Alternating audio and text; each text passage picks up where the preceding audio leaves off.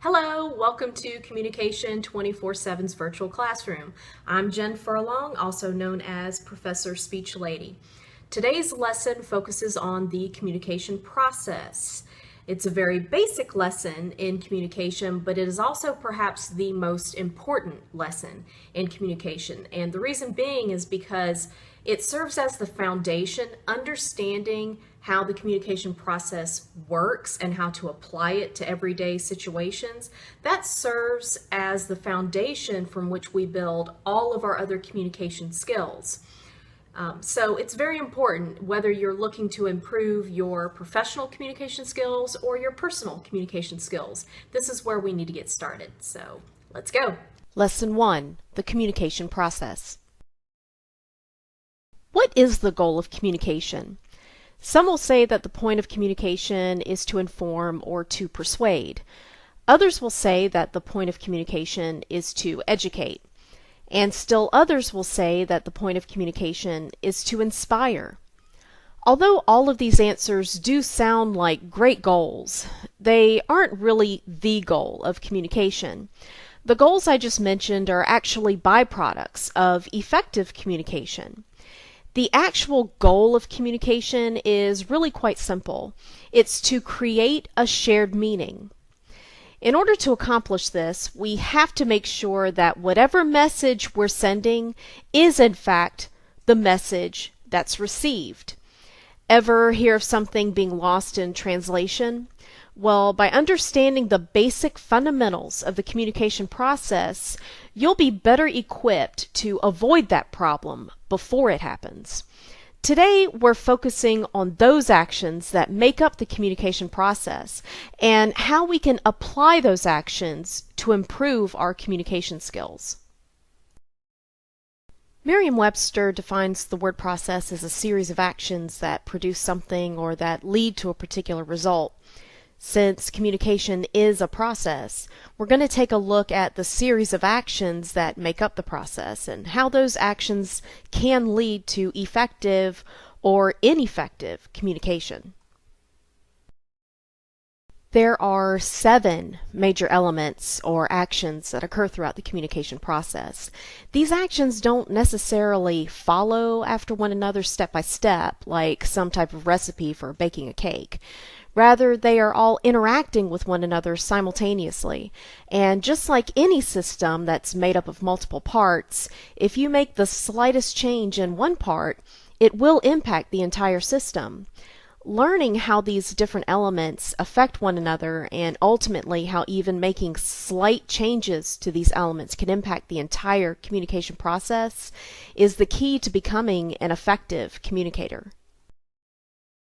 Any communication is going to start with the basic 3 elements of communication: the sender, the message, and the receiver. And for those of you who are saying, "Nuh-uh, that's not true, what about when I talk to myself?" Well, in that case, you are the sender and the receiver. The same concept still applies.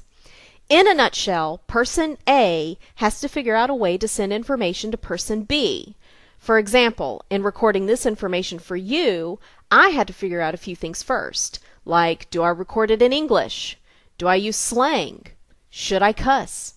These are examples of me figuring out how to encode the message.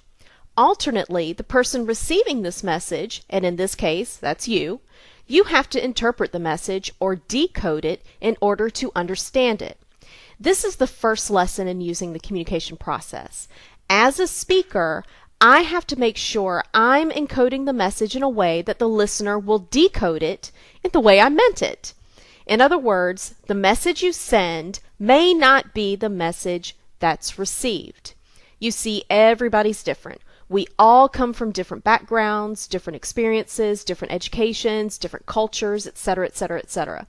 So it's my job as the speaker or as the sender of the message to make sure I can anticipate how you, the listener, the recipient, will decode my message. This is one way to avoid those embarrassing oopsie moments. You know those times when you say, "But I didn't mean it that way."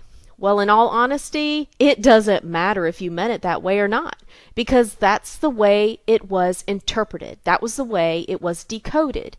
In order to become a great communicator, you have to take the listener's viewpoint into account and adjust the message accordingly. This brings us to the fourth element of the communication process, the channel. There are many different channels through which we send our messages to others. For example, have you ever had an interaction with another person without even saying a word? Perhaps you made eye contact, made a certain facial expression, threw in some hand gestures, and that was it for the conversation. Sending messages visually is a huge part of communicating with others. If someone asks you if you're all right, it's likely because of the visual messages that you're not even aware of sending.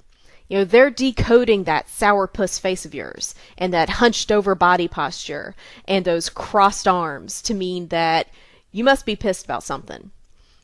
Other channels through which we send messages are through sounds, also known as the auditory channel, as well as through the technology channel. Now, sounds don't only mean the words you are saying that they can hear. Sounds also include the nonverbal aspect of speech, like the tone of your voice, the volume, the pitch, rate of speech, etc. We can change the meaning of a very simple sentence just by changing the vocal variety of our voice. For example, listen to these sentences. She didn't want to know the answer. She didn't want to know the answer. She didn't want to know the answer. She didn't want to know the answer. She didn't want to know the answer. Every single one of those sentences contain the exact same words, but each sentence contains a different meaning, solely based on the tone that is sent through the auditory channel. Now, the last channel, technology, has had a profound impact on the communication process. We have instant access to pretty much everyone. And just as with the other channels, this channel also can impact how the message is received. Usually, the more important the message, the more personal the channel of communication. For example, it's not a good idea to announce a life-changing event to your most intimate and important family members over social media. Trust me when I say the kids will not appreciate finding out about the divorce over Facebook. Trust me when I say the boyfriend will not appreciate finding out that you're pregnant over Twitter. Again, effective communicators take the channel through which they are sending their messages into account, and they think about how that channel will impact how the message is received. The fifth element of the communication process is feedback. Feedback is the information that is sent from the listener back to the sender and can be intentional or unintentional. Usually the feedback is nonverbal. For example, while you're talking, the person you're talking to might yawn. You have to figure out the meaning behind that yawn. Is that person bored, or is he just simply tired? Just as the receiver of your message has to properly decode that message in order to understand it, you have to properly decode the feedback to understand what to do next. If you think they're yawning because they're bored, then you know you have to change something up. Either make the message a little more exciting or do a better job at relating that message to that person. Help them understand why they need to pay attention to the message. If you decide that they're yawning because they're just tired, you might decide to postpone the conversation to a later time when they're better rested. These are just 5 of the 7 elements of communication, and you can already see how understanding each one of these elements can help you improve your communication skills. We'll take a look at the 6th element on the next slide.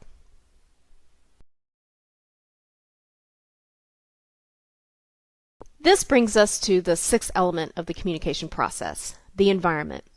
Not many people realize the impact that the environment has on the communication process. When I say environment, I literally mean the environment.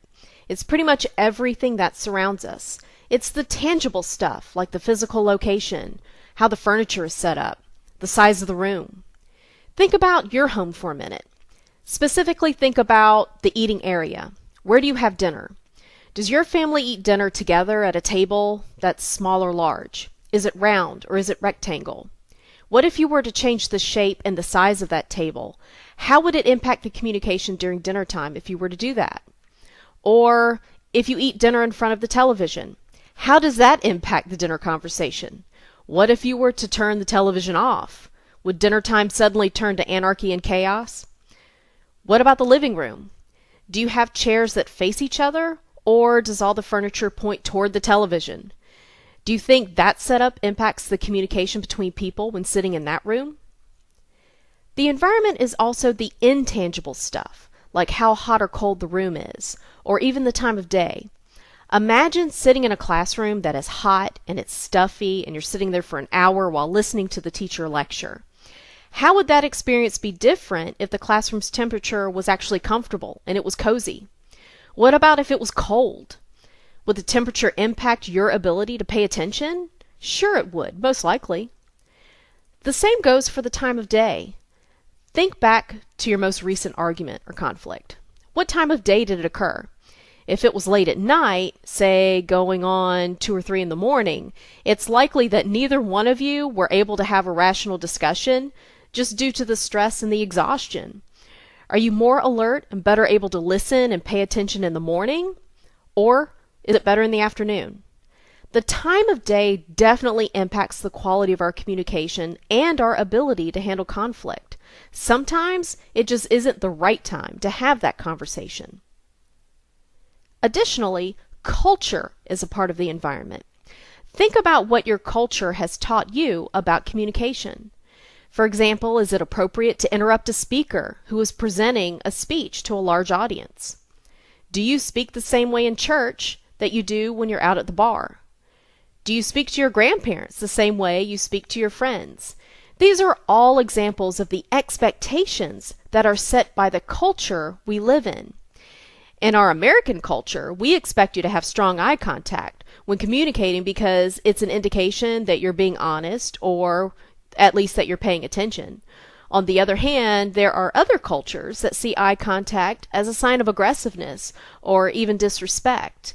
So members of that culture have learned to avoid strong eye contact because that's the expectation and that's what's considered appropriate.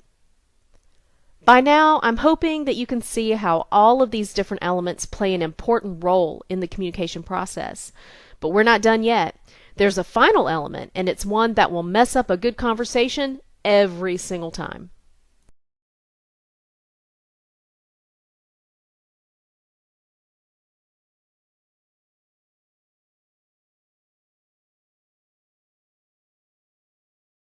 The final element of the communication process is interference.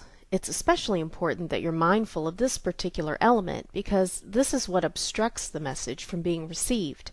First, there can be what is called external interference. For example, if you want to have a conversation over dinner, but you're in a really loud restaurant that makes it difficult to talk, you might need to choose a different place or just wait until after dinner to talk. Another example is when people are trying to conduct business over long distances through video teleconferencing.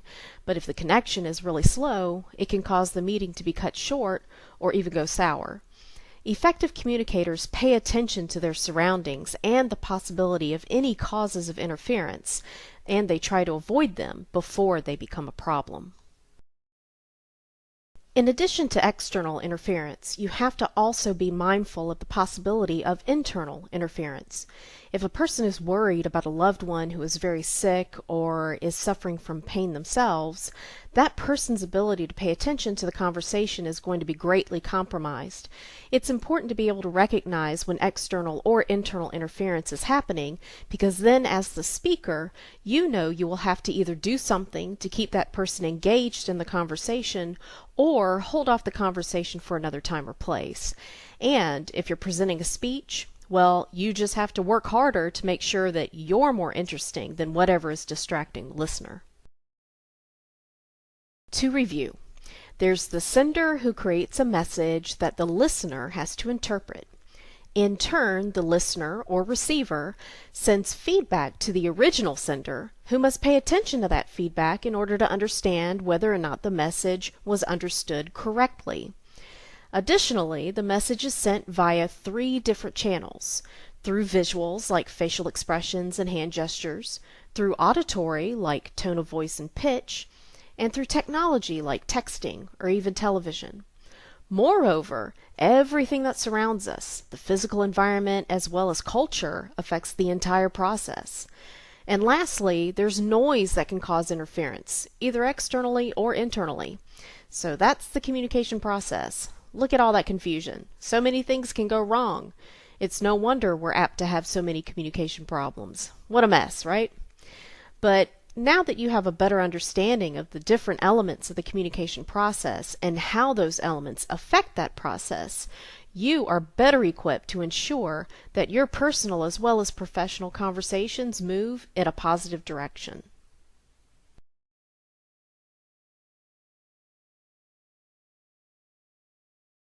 At the beginning of this presentation, I said we'd look at the particular series of actions within the communication process that can lead to effective or ineffective communication. You should have a much better idea now of those actions and how to be mindful of each of those actions and the impact that they can have on the entire communication process. I also asked you to think about what is the goal of communication. Remember, the byproducts of effective communication are the ability to educate or persuade or even to inspire. Those are not the goals. The goal is to actually create a shared meaning. And what that means for you as the speaker is you must remain mindful of the listener at all times and understand how your message might be interpreted. Lastly, the ultimate lesson here is to remember that the message you send may not be the message received. As an effective communicator, it's now your responsibility to ensure that your messages are sent in a way that they are interpreted in the correct way. If you can keep in mind all of the different elements of the communication process discussed during this lesson, and also how to apply those elements in order to create a meaningful communication experience, I guarantee you will see some positive results in your personal as well as professional relationships.